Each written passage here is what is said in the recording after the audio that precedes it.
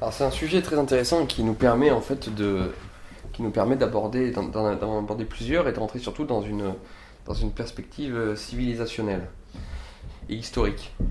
Je ne vais pas aborder comme tout le monde l'idée du revenu universel d'un point de vue de ses incidences économiques. Serait-ce bon pour l'économie ou pas? Ça m'intéresse pas. Ça m'intéresse, mais d'autres personnes l'expliqueraient ça mieux que moi.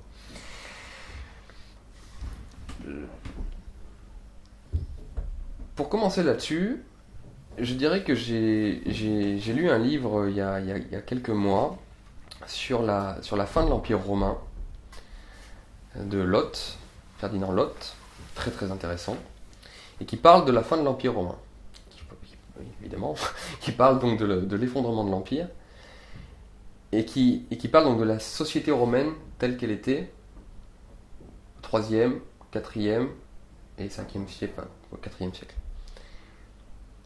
Et en fait, on s'aperçoit que dans l'économie romaine était régie de telle façon qu'en fait, le peuple était un peuple inactif. C'est-à-dire que ceux qui travaillaient pour ce peuple, c'était les esclaves, mais le peuple romain ne pratiquait pas de travail. Ils ne travaillaient pas, les Romains. Donc, c'était le pain et les jeux pour eux seulement. Et en fait, c'était que des assistés à qui on donnait du pain, qui était une politique de l'État, le fait de leur donner à manger, et puis bien sûr des jeux classiques. Et ces gens-là ne travaillaient pas. Et donc du coup manifestaient, faisaient beaucoup de politique, c'est pour ça qu'il y a eu beaucoup de révolutions aussi, parce qu'il y avait une espèce d'ébullition permanente. Mais c'est des peuples qui étaient inactifs, total, dans toutes les grandes villes de l'Empire. Pas seulement à Rome, toutes les grandes villes en Orient, partout. Le peuple, les citoyens, ne travaillaient pas. C'était d'autres qui faisaient le travail à leur place. Et aussi du coup après, qui faisaient l'armée à leur place. Donc en fait, à la fin, le Romain, ni ne bossait, ni ne se battait. Ceci explique quand même en partie la décadence inéluctable ensuite de l'Empire romain. Évidemment, aujourd'hui, je l'ai déjà évoqué, j'ai surtout beaucoup écrit, et un jour on pourra faire une sécession là-dessus, une partie de sécession là-dessus, les similarités entre la déchéance de l'Empire romain et la déchéance de l'Occident, de l'Europe et de nos nations actuelles, ces similarités, cette similitude, et tout ça est flagrant, c'est impressionnant, jusqu'à des détails près parfois. La décadence de l'Empire romain ressemble beaucoup à la décadence que nous vivons actuellement, pour plein de raisons, les barbares, tout. Et en fait, aujourd'hui, nous sommes dans une situation économique où, avec la motorisation, les robots, les machines, et avec aussi la mondialisation qui fait que le travail manuel est exporté en Chine ou dans d'autres pays du tiers-monde, le reste des travails qu'il reste, des travaux que l'on peut faire en France, se réduisent à peau de chagrin, les usines disparaissent, encore une fois remplacées par la robotisation ou par les mains, les petites mains des pays étrangers. Et en fait, les quelques boulots qui ont une petite valeur ajoutée aujourd'hui sont les nouvelles technologies, éventuellement, les startups, le numérique, mais qui sont en fait des boulots qui ne demandent pas beaucoup de main-d'œuvre. Une start-up qui fait dans le numérique qui fait des millions d'euros de bénéfices peut être une start-up qui n'embauche seulement que 20 personnes et peut faire plus de millions d'euros de bénéfices qu'une usine qui a 100 000 employés. Tu vois ce que je veux dire? Donc en fait, la structure de l'économie actuelle commence, et elle a déjà commencé depuis longtemps d'ailleurs, mais enfin ça se travaille de plus en plus aujourd'hui, commence à nous amener dans une situation où le chômage de masse est obligatoirement généralisé. Et donc face à ça, les capitalistes, qui ont besoin quand même de la société de consommation, peuvent se dire à un moment donné, pour notre propre survie, pour ne pas qu'un jour ces chômeurs totalement frustrés nous coupent la tête, finissent par vraiment faire la révolution, il va falloir les maintenir dans un système d'assistanat. Et donc en fait, pour des raisons philosophiques, enfin pas philosophiques, excusez-moi, historiques et civilisationnelles, et des raisons économiques, on peut en arriver au point où le salaire universel soit la solution. Puisqu'en fait, on donnera à manger, du coup, on donnera un salaire 1000 euros, 1200, 1500 euros à chacun. On maintiendra donc le peuple dans un état de léthargie et d'assistanat qui continuera à consommer, Et donc là, c'est le pain dont je te parle. Le salaire universel est donc l'équivalent du pain pour le peuple. Et il y a les jeux. Donc ça, c'est la théorie de Brzezinski, tu sais, le grand penseur américain qui a été conseiller de tous les derniers présidents des présidents américains, qui a développé le concept de tititainment. Très important à connaître, le tititainment. Qu'est-ce que c'est que le tititainment? C'est titis, c'est les saints, et le tainment, c'est les jeux. On donne au peuple. Donc lui, il a analysé ça déjà dans les années 90.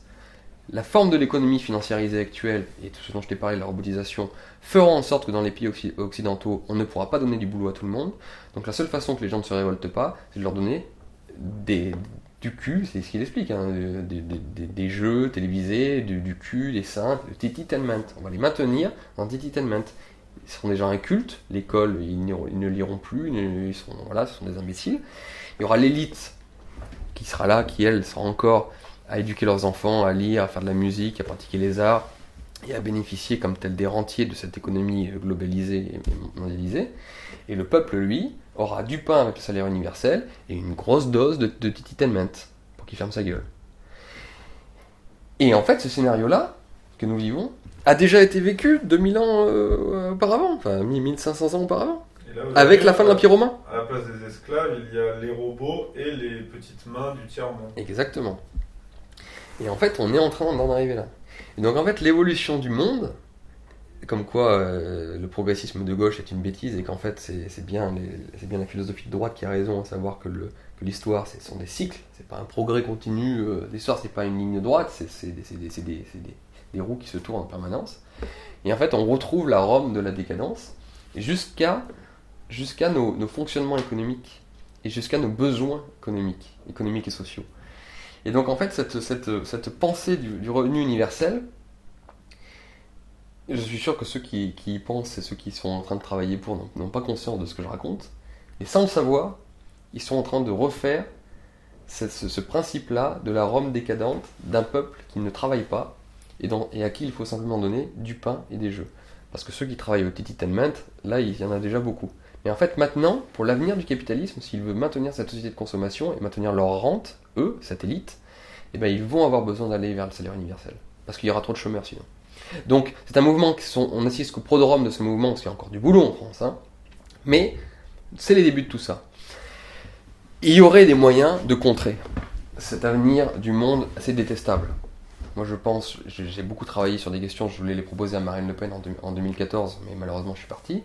Sur l'artisanat de création, par exemple, l'Europe pourrait redevenir ce qu'elle est dans son essence, c'est-à-dire la création, donc pas seulement pour ce qui est numérique et tout ça, mais dans l'artisanat également, on est très bon. Donc on pourrait développer le travail des Français sur d'autres domaines que simplement de dire de manière démagogique qu'on va retrouver toutes nos usines comme on faisait dans les années 80. Ça c'est faux, hein. J'en ai parlé dans la première sécession ici. Il y a plein de choses à faire pour remettre les gens au travail, mais dans un travail qui soit moins aliénant d'ailleurs, qui soit plus créatif. L'artisanat de création est un sujet qui est énorme pour les politiques et personne ne le prend en main, tu vois. Et je voulais proposer ça à Marine Le Pen, mais je suis parti avant. Bon bref, j'ai travaillé là-dessus, c'est très intéressant. Et puis aussi, il y a un domaine qui va peut-être faire capoter le projet, c'est l'islam.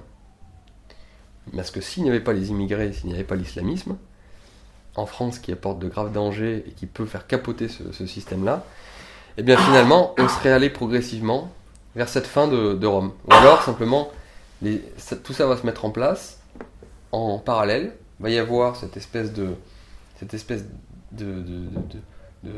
mise au pas du peuple français qui ne travaillera plus, qui sera assisté et à qui on donnera du sein et des jeux, tu vois, de tititainment. Et à côté de ça, on montrera l'islam, qui sont en fait l'équivalent des nouveaux barbares qui ont détruit Rome. Et puis à un moment, quand ce peuple-là, totalement assisté, ridicule, chétif, parce qu'il le sera devenu, parce qu'on a le physique de ses activités, il serait devenu chétif, incapable de penser, irresponsable, il va finir par se faire bouffer par l'islam. Et en fait, l'histoire de Rome se sera répétée une nouvelle fois, mais de manière quasi exacte. Et ça, pour ceux qui s'intéressent à l'histoire, c'est absolument fascinant. Là, il y aura un livre à écrire là-dessus. Ah bah bien sûr, mais j'aimerais tellement écrire. J'ai besoin de gagner de l'argent parce que j'ai envie d'être libre pour pouvoir écrire. Voilà pourquoi je veux gagner de l'argent dans la vie, parce que j'ai envie de me prendre 3-4 mois à me consacrer à écrire. Il y a plein de choses à écrire, et écrire un bouquin sur le néo-féodalisme et sur justement cette progression du monde et avec ses comparaisons avec la Rome décadente et pour essayer d'envisager et d'entrevoir l'avenir, C'est fascinant, je rêverais de l'écrire. Un jour je le ferai, j'espère. Ou un autre que moi, si un autre que moi pense à tout cela, ou un autre que je viens de réveiller avec cette réflexion et qui se dit tiens c'est intéressant, je vais aller creuser parce que moi j'ai le temps, ben, qu'il le fasse, qu'il échange avec moi, qu'on en discute, parce qu'il y a des choses à écrire et à dire là-dessus. Et ce qui est paradoxal aussi, et tu me corriges si je me trompe, c'est que ce revenu universel, tu le présentes comme étant le salut pour les capitalistes, mais aujourd'hui il est plutôt pensé et mis en avant par des gens qui sont plutôt de gauche. Les idiots utiles, Voilà. mais évidemment. Ce qui est assez intéressant. Enfin, les idiots utiles, oui et non.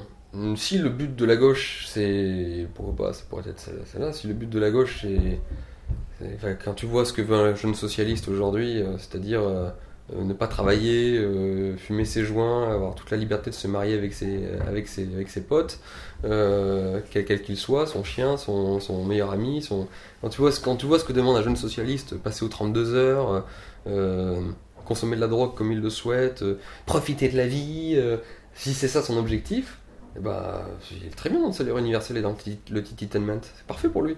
Donc il valide totalement le projet des grands capitalistes et des grands oligarques qui dominent le monde, qui sont main dans la main, pas de problème.